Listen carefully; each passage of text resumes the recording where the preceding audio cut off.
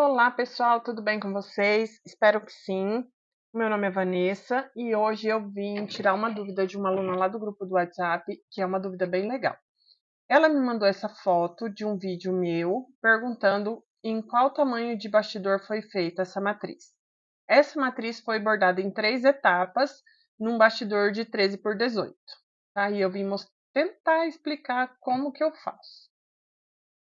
É uma gambiarra, uma adaptação técnica, tá bom? E aí eu vou tentar mostrar aqui para vocês, ó.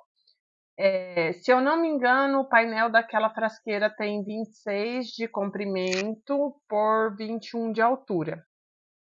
E aí, eu fiz em 3 etapas. Cortei o espelho maior para eu conseguir posicionar o meu bastidor e fiz as marcações onde eu vou cortar depois, né? Nos tamanhos da frasqueira. E aí eu fiz o quê?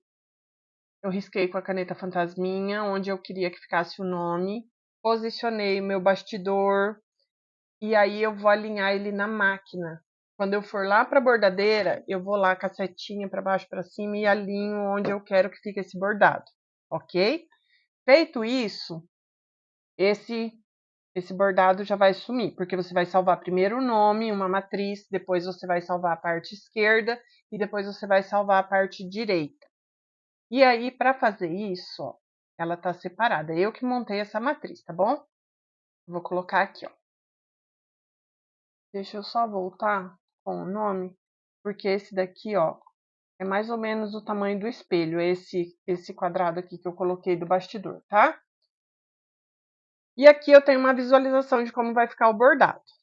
É assim que eu quero. Tendo em vista que o meu bastidor tem 13 por 18, o que eu vou fazer? A segunda matriz que eu vou bordar é a parte da esquerda. Eu vou alinhar a minha matriz, esse cantinho aqui, tá? Aqui é a minha esquerda e aqui é a minha direita. Eu vou alinhar aqui na minha direita, que é o meio da minha peça. Essa partezinha onde começa a bordar, tá? Vou fazer toda essa etapa bordando. E aí, terminou de bordar, eu vou para outra matriz. A sua máquina vai aparecer assim. E aí, eu vou alinhar lá o meio do meu espelho, né, da frasqueira, bem aqui na onde está o começo da minha matriz. Porque aí o começo da minha matriz vai ser bordado aqui, ó, na minha esquerda, bom?